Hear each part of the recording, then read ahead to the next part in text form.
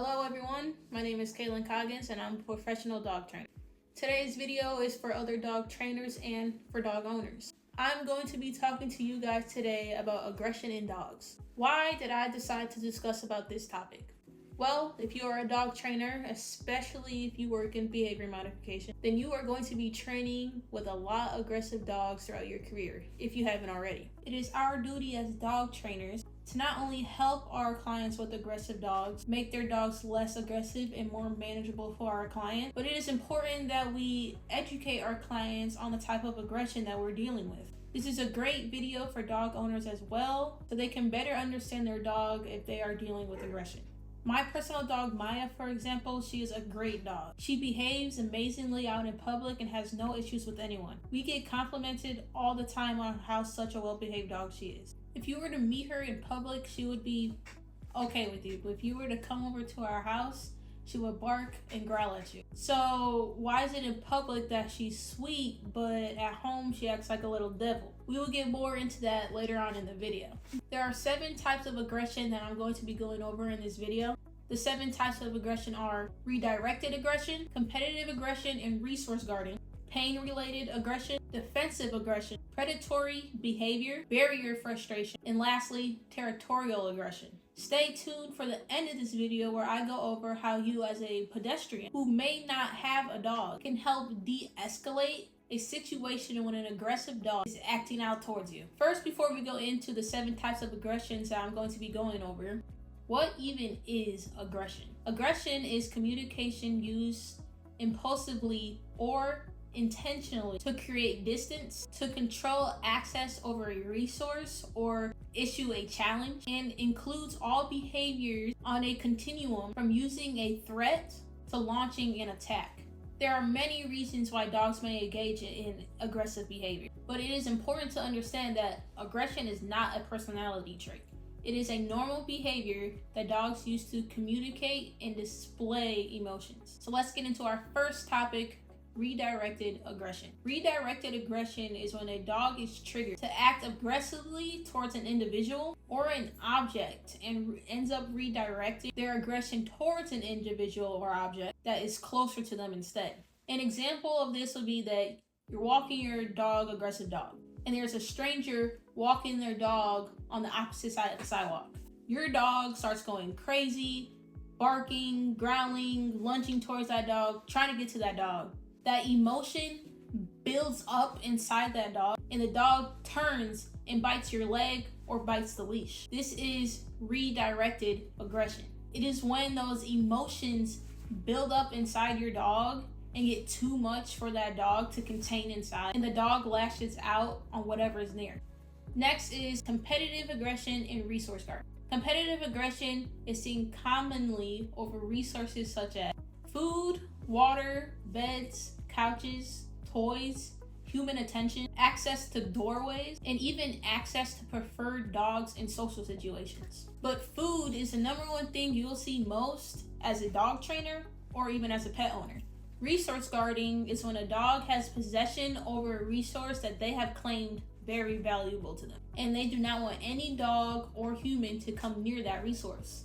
The dog will usually hover its head over the resource or use its body to block and guard the resource. Resource guarding is a natural behavior in dogs, and it is our job as trainers and dog owners to help our dogs get comfortable with us being around their resources. An example of this would be you give your dog a bone marrow bone. Your dog has had it for a while and it is time to take it away. You walk towards your dog and they start to hover their head over the bone and growling at you. The growling is a warning to get you to move away from the bone. If you ignore the growling and continue moving close to that bone, you have a potential of the dog snapping at you or even biting you.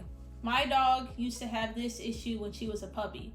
I would give her a bone or even when feeding her, and when you came close, she'll start growling at you and hovering over the resource. I started to work on this with her, and within a couple days, she was able to start getting comfortable with me coming near her when she has something valuable to her. If you don't know what to do in this situation, call your local trainer or stay tuned for future videos where I may go over this.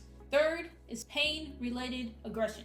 This is when a dog isn't feeling good and they become easily triggered. If your dog has a disease or injury, if they are not feeling themselves, they may suddenly start growling, snapping, or biting. If your dog randomly starts acting aggressive, it may be a good idea to visit your veterinarian to make sure that nothing is going on with them. Up next, we got defensive aggression. This happens when a dog is in a submissive or fearful state, and they are trying to protect themselves from something that is making them uncomfortable, or what they perceive as a threat. Many dogs who are fearful are just trying to get out of the situation and would prefer to escape in peace and not escalate to aggression. Normally, defensive aggression happens when a dog cannot escape a situation that is making them uncomfortable, and they will turn to using aggression to get out of the situation. An example of this would be a random person is cornering a dog, and the dog is showing fearful and submissive behavior. The person that is making them uncomfortable will not let them out of the corner. The dog may turn to biting the person to get the person to back away and let them escape. Now moving on to predatory behavior. Predatory behavior is built into a dog's genetic code. This is stalking, chasing, capturing, or killing prey. An uneducated dog owner may believe that their dog is animal aggressive because their dog likes to chase and kill squirrels, birds, rabbits, etc. This is all just predatory action that is genetically built into all dogs. Predatory behavior is not considered aggression, but to the uneducated eye, I wanted to add this into the video because I understand how this can be mistaken for animal aggression. Second to last, we have territorial aggression. As I go through this, you'll start to understand why I added the example of my dog in the beginning of this video. Territorial aggression is also another common thing that is seen in dogs. This is when a dog has deemed something as their territory. This can be your house, your car, a room, your grandmother's backyard, a section of the neighborhood, or even the whole neighborhood if you walk the same route every day. It is whatever your dog has claimed as their territory. An example of this would be the example I gave about my dog in the beginning of the video. She deems the house as her territory. But if I take her to Home Depot, she doesn't deem Home Depot as her territory because we don't spend a lot of time there. So she doesn't feel that she needs to claim this as her territory. So if you meet her in Home Depot, she'll be fine with you. If you meet her here, not so much. Another example of this would be when you take your dog on a car ride. Say you stop at the gas station and someone walks up to your car and your dog just starts barking their head off at this person. But then say you take your dog out of the car and your dog walks up to this person wagging their tail, all happy. That is because your dog has claimed your car as their territory and they do not want anyone they don't know to come near their territory. And then last but not least, we have barrier frustration. This is when a barrier is restraining your dog, usually a fence, a leash, something similar, so that they cannot get to what they want to get to. The barrier can cause fear or frustration because they cannot move freely to where they want to go. This can be why your dog may act aggressively to other dogs when they are on a leash or in a fenced backyard.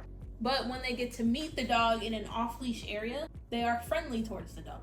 If you do not know if your dog is friendly towards other dogs and your dog acts out on leash when walking past other dogs, do not attempt to have your dog greet other dogs if you are not sure if your dog is just reacting because they want to say hi or they are actually trying to injure that dog. Work with a professional trainer that has worked with many dogs in your similar case, so you can find out in a safe way and not have your dog end up biting someone else's or worse, killing them. There you guys have it, 7 of the most common types of aggression that you will see in dogs. If you feel like your dog has any of these, leave it down in the comments and maybe you can connect with other dog owners who are dealing with the same issue. Before I end this video, there's one last thing I wanted to go over that I mentioned earlier in this video. If you made it this far, I very much appreciate it. And it would be awesome if you can share this video with someone you feel needs to hear it. And even give a like and subscribe. Now, on to the last thing. What if you don't have a dog, but come across a dog who is displaying aggression towards you? What can you do in that situation to de-escalate it? First, it is important to know threat displays. Threat displays are a warning sign that an aggression action will occur if the situation does not become more comfortable for the dog. It is up to you as the human to be able to read the situation and de-escalate it. How can you do that? By giving the dog space so the dog is not pushed past their threshold into harmful aggression. Examples of threat displays are growling, snarling, air snapping, hard eyes, and direct staring.